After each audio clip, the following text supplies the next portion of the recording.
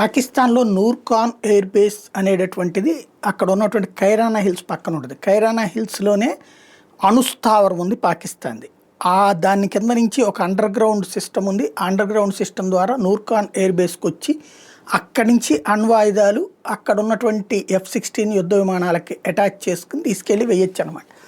మొన్నటిసారి అట్లా పాకిస్తాన్ తీయబోతోందని అమెరికాకి సంబంధించినటువంటి జేడీ వాన్స్ భారత ప్రధానమంత్రి నరేంద్ర మోడీకి ఫోన్ చేసి చెప్తే తీయమనండి, ఆ తర్వాత రేపు పొద్దున పాకిస్తాన్ సూర్యుని చూడదు అని చెప్పి వార్నింగ్ ఇచ్చాడు మోడీ.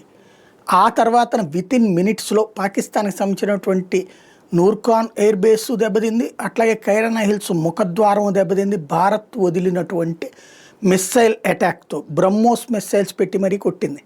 దాంతో మూతి మూసుకుపోయింది. అదే సమయంలో F-16 సంబంధించినటువంటి కొన్ని దెబ్బతిన్నాయి. ఈవెన్ ఆ తర్వాత భారత వాయుసేన వివరంగా చెప్పుకొచ్చింది, నూర్ఖాన్ ఎయిర్ బేస్లో F-16 యుద్ధ విమానాల ప్లాటూన్ ఉందని ఆ తర్వాత తెలిసింది మాకు అని చెప్పేసి అంత డ్యామేజ్ చేసింది. అయితే అమెరికా అప్పటి నుంచినే ఏడుస్తోంది అన్నటువంటి చర్చ కూడా నడుస్తోంది.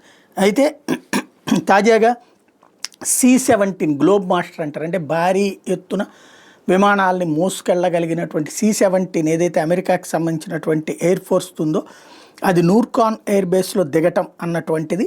అంటే అక్కడ ఉండే విమానాలు ఈవెన్ అణుశక్తి కూడా అమెరికా చెప్పు చేతల్లో నడుస్తోంది, అమెరికన్ అణుబాంబులే పాకిస్తాన్లో పెట్టారు అన్నటువంటి చర్చకి సాక్ష్యంగా నిలుస్తున్నది ఇప్పుడు తాజా ఉదంతం.